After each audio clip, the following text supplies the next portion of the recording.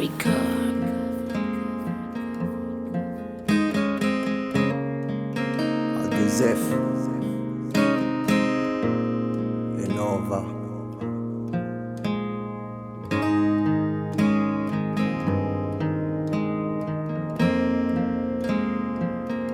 𝗛𝗓𝗏 zany fiaina 𝗛𝗓𝗏 mangina fô tsy mikaresy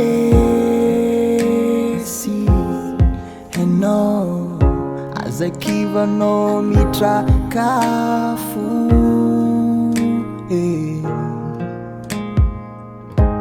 mangina fô tsy mikaresy enao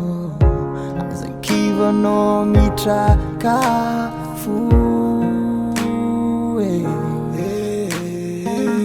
fiainana ry zala fandalovana ihany ke safidio ny zavatra tsy ampahora ny alaela leovana antsika amizay fa io ane tsy mandrakizay ny mpifankatia mbola mety ho tafasarika ny mpifankaala mbola mety iray lalina ny alina ho takarany marenaka tsy hisy ny ezina tsy ho azava tsy hisy ny tandrina tsy ho tratra eto amin'ny fiainana tadidio fa zay mangina ho avolamena zay maharitra vadinandriana ny ho tafita mitandrina ho tratrana reo mpanakiana le ho ahity vava amizay ary ny ray aman-dreny ho faly tsisy ohatry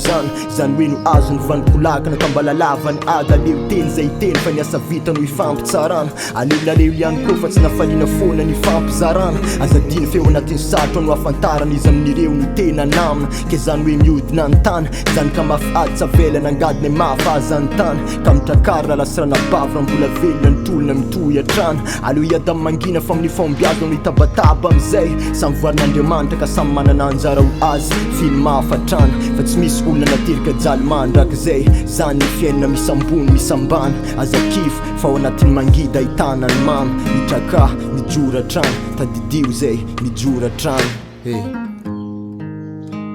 azakifo mitraka tsangana ry tanora malagasy mijoratrano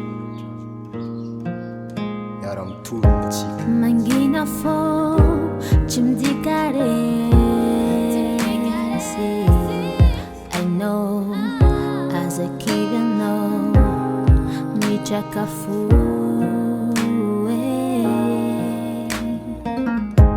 mangina fô tsy midikaresy I know azakivanao mitrakafo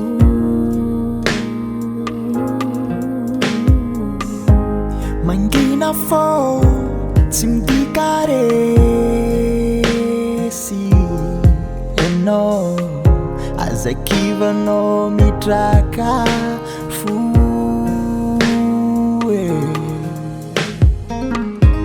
mangina fô tsy midikaresy